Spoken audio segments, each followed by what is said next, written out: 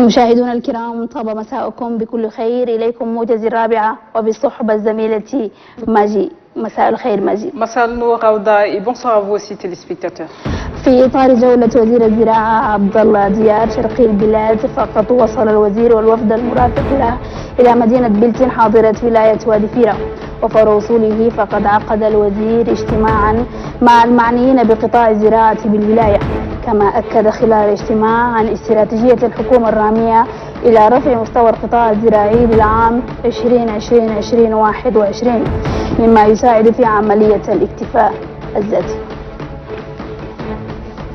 استجابة لنداء الحكومة لمساعدة المتضررين من الفيضانات وللتعبير عن تضامنهم مع الأسر المتضررة، فقد أطلقت صباح اليوم منظمة الكرامة الدولية مكتب تشاد رسميا توزيع المواد الغذائية للمتضررين في 5 دوائر بالعاصمة بحسب ممثل المنظمة الدكتور حجار محمد أحمد، علما بأن المنظمة تعمل في مجال توفير المياه، التعليم والصحة. وفي ذات السياق فقد شهدت يوم أمس مدينة مسكوري حاضرة ولاية حجر لميس شهدت مناسبة تقديم المؤن الغذائية للمتضررين من جراء الفيضانات بالمنطقة. المساعدة الإنسانية كانت من قبل جمعية الخبرات والتبادل، وذلك بالتعاون مع مكتب بامينا أساس. حضر المناسبة عمدة بلدية مسكوري وممثل مكتب بامينا بالولاية. وعن أخبار الرياضة، ترأس صباح اليوم وزير الشباب والرياضة رضوان محمد كريستيان ترأس مناسبة تسليم شيكات مالية تصل قيمتها إلى 400,700 دولار قدمت للفائزين في مسابقة هاكثون، والتي نظمت من قبل برنامج الأمم المتحدة للتنمية وشركائها. وزير الشباب والرياضة أعرب عن شكره للبرنامج والذي ارتكز على أفكار الشباب في أمور التنمية وكيفية مكافحة فيروس كورونا المستجد. ختام الموجز الإخباري لهذا اليوم، تقبلوا التحية مني في التقديم وتحية زميلتي ماجي مقرونة بضحايا فريق العمل. إليكم ماجي. Et voilà, Raouda, nous poursuivons en français où le ministre de l'Agriculture, Abdoulaye Diar, est en déplacement à Biltine, dans la province de Wadi Fira, pour évaluer et suivre la campagne agricole 2020-2021. Selon le responsable provincial de l'agriculture, comparativement à la campagne agricole précédente, cette année, la province de Wadi Fira est déficitaire en termes de pluviométrie. Le ministre de l'Agriculture a échangé ensuite avec les techniciens de son département et les chefs de projet. Des échanges au cours desquels le ministre a donné des orientations pour la réussite de la campagne agricole.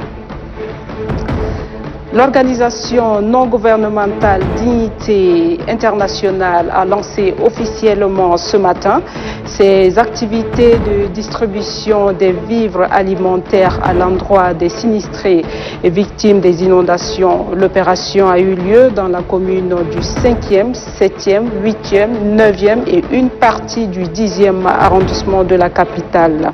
Par la voix de son représentant pays, Dr Hagar Mamad Amat, ce geste est une réponse à l'appel des plus hautes autorités à soutenir les couches des personnes vulnérables présentes au Tchad depuis 2014. L'ONG Dignité intervient dans plusieurs axes, à savoir la sécurité alimentaire, l'eau, l'éducation et la santé.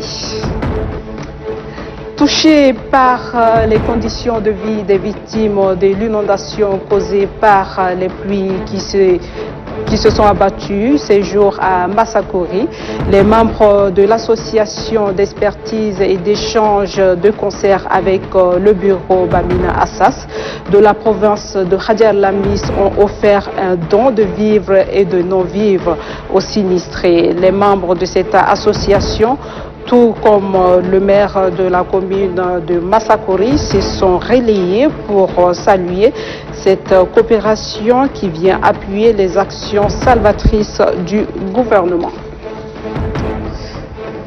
Dans le cadre de la lutte contre la Covid-19, le PNUD et ses partenaires ont organisé une compétition intitulée Hackathon. Au cours de cette compétition, 3 projets ont retenu l'attention du jury.